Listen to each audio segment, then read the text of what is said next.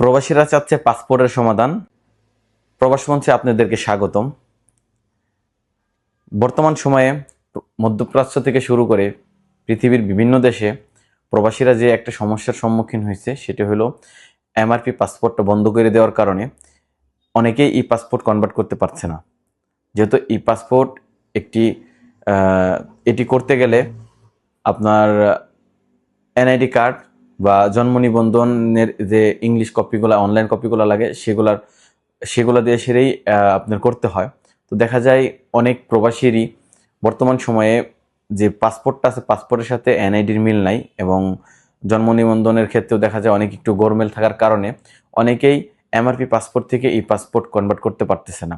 হ্যাঁ, এখানে আমাদের একটি ভুল, সেটি হলো আমাদের এনআইডি, পাসপোর্ট বা জন্ম নিবন্ধনের সাথে যেই গরমিলটা আছে সেটা আমরা নিজেরা করেছি, এবং এই আমাদের ভুলগুলা থাকার কারণেই আজকে দেখা যায় আমরা এই সমস্যার সম্মুখীনগুলো হচ্ছি।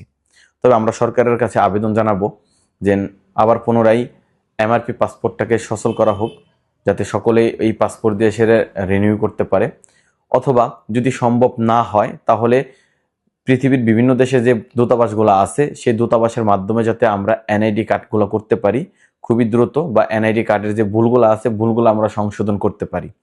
এতে করে দেখা যাবে যে আমরা যদি আমাদের এনআইডি কার্ডটাকে পাসপোর্টের সাথে মিল রেখে যদি আমরা নতুন করে করতে পারি, দূতাবাসের মাধ্যমে এই সুযোগগুলো দেওয়া হয়, তাহলে আমরা নতুন করে আবার ই পাসপোর্ট কনভার্ট করতে পারবো এমআরপি থেকে। এক্ষেত্রে দেখা যাবে লক্ষ লক্ষ প্রবাসী অবৈধ হওয়ার থেকে বেঁচে যাবে, এবং আমাদের বাংলাদেশের যে অর্থনীতিকের যে চাবিকাঠি, বড় একটা শক্তি আমাদের রেমিটেন্স প্রবাসীদের মাধ্যম থেকে যেটা যায়, এখানে দেখা যায় সেটা সচল থাকবে।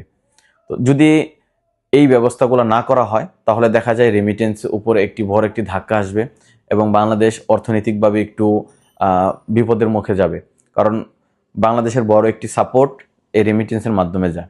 আমরা সরকারের কাছে আহ্বান জানাবো যাতে আমাদের দ্রুত সময়ের মধ্যে যাতে এরকম একটি ব্যবস্থা করে দেয়, এবং এখানে দেখা যায় এরকম ব্যবস্থা করলেও যাতে আমাদের একটি সিস্টেম তৈরি করে দেওয়া হয়, যেটা অনেকের দেখা যায় 20 দিন, 25 দিন, 1 মাস, 2 মাস সময় আছে। তবে এনআইডি কার্ড করতে গেলে পরে দেখা যায় এখানে 6 মাস বা 3 মাস সময় লেগে যেতে পারে।